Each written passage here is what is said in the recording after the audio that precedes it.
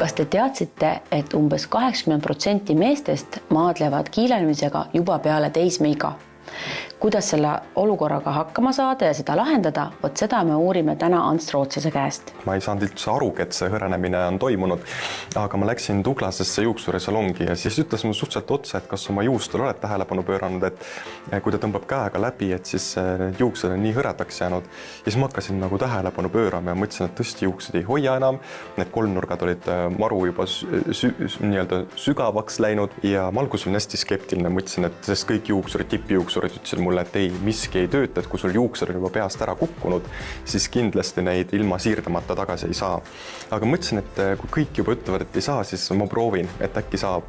Ja siis ma võtsin Gressina ampullid kasutusele ja käisin ka ära trihholoogi juures, mis tegelikult on äärmiselt oluline, sellepärast et trihholoogi juures ma sain siis ka kinnitust, et on päriselt asi pekkis, ehk siis kaameratega vaadati juuste sibulad üle ja juuste seisukord ja Gressina nüüd ei tööta tõesti nende olukordade puhul, kus juuksesibulad on armistunud. Ehk siis sellepärast olekski mõistlik ära hinnata, kas on armistumine juba toimunud või on lihtsalt juuksesibul veel alles ja on võimalik teda taas elustada. Ja minul olid enamjaolt kõik alles ja alustasin siis pika kuuriga ja selle kuuri tulemusena siis mina ei saanud midagi aru, et midagi oleks muutunud, aga siis ma läksin kuskil 4-5 kuu pärast läksin uuesti trihholoogi juurde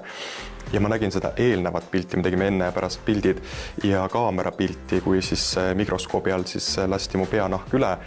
Ausalt öeldes ma olin täiesti jahmunud, sest ise niimoodi pealt näha peale selle, et mul olid mingi keerukohad tagasi tulnud, ei olnud nagu märgata, aga tõesti need juuksed on palju paksemad, mul ei ole enam sellist kiilanemist ja praktiliselt ma sain kõik juuksed tagasi, mis mul olid välja langenud juba või need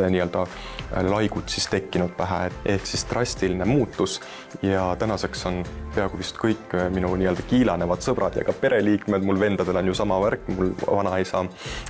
oli ka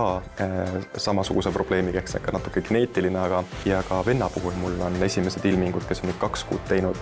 et on hakanud juba tekkima ja mul paarid sõpra ka avalikus elus siin pärast seda, kui kuulsid, et mul juuksed pähe tulid, kes on kiilanemisohus ja praegu ma võin küll 100% garantii anda, et minu puhul töötab ja ka minu pereliikmete ja sõprade puhul see annab juba tulemusi. Et igal juhul tark investeering,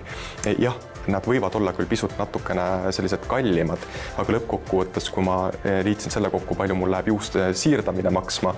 ja palju ma pean nende ampullide peale panema, siis minu jaoks olid need ampullid soodsam viis kokkuvõttes. Et hästi oluline on mitte lasta seda kiilanemist tegelikult käest ära, et hea on, kui juuksur märkaks, aga hea on, kui ka ise märkaksid, et kui sul ikkagi see kiilanemine hakkab juba toimuma, et see algfaasis juba sekkuda, sest mida kiiremini sa sekkud, seda kiiremini tulevad need juuksed sulle tagasi ja need juuksesibulad ei jõua armistuda. Ehk siis nii, kui sa näed kiilanemist, vahet pole, mis vanusest sa oled, hakka neid ampulle pähe panema ja tulemus tuleb kiiremini. Mida kaugemale lased, seda raskem on neid juukseid tagasi tuua. Ja kus siis neid saab, neid kliiniliselt tõestatud efektiivsusega juuksehooldustooteid? Siis labo.ee on kõik tooted ilusti saadaval.